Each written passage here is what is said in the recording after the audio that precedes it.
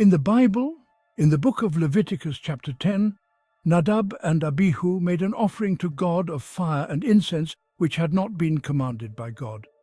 As they entered the holy temple, God destroyed them with fire. Fire for fire. By the common thinking of today, the right to religious freedom of Nadab and Abihu would have been denied. Also, Moses was very strict with the Israelites in getting them to follow the commands of God. Moses would be seen as a dictator today. God, of course, would be seen as evil. In the Bible, God gives very strict moral and religious laws for people to obey. To obey is to be blessed of God. To disobey is to be judged by God. In other words, the corruption of the human race is contained by strict order, clear, holy laws, and strong penalties and rewards. Where these things were rejected by heathen nations and at times by the Israelites themselves, societal collapse and corruption was endemic. God's principles have not changed.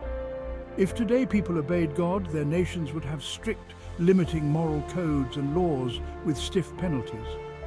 Yet, as the commands of God bring life and well-being, they would also advance in a multitude of ways. Simply put, the evil dragon of sin, skulking within human nature, would be chained.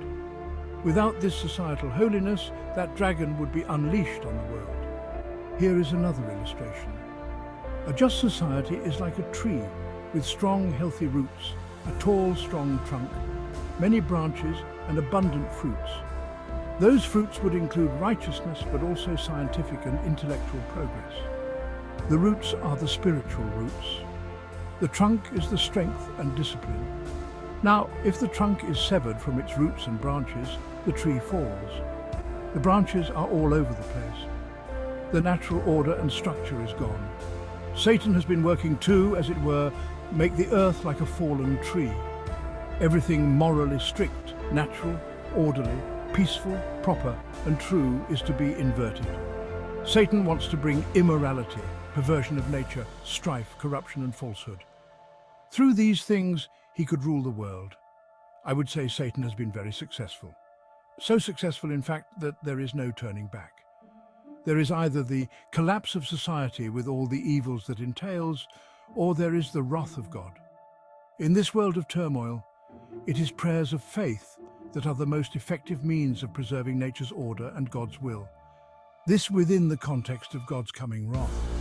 We live in a world now where Beelzebub, one of the titles for Satan, is portrayed as a cuddly toy for children called Beelzebub. This, I think, signifies the spirit of the age. Go in peace and may God's love be with you.